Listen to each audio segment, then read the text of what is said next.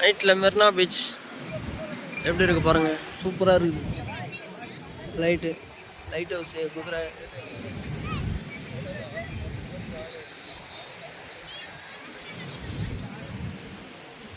ஜெகன்னு இவ்வளோ லைட்டு. நைட்டில் இந்த கடலுடைய அழகை பாருங்கள், செம்ம அழகுப்பா. ஆக்சுவலி கடல் என் கண்ணுக்கே தெரியல, ஃபோனில் நல்லா தெரியுது. நல்ல ஃபோன் அது. மண்டிலாம் ஒரு லைட் ஒன்று எரியுது.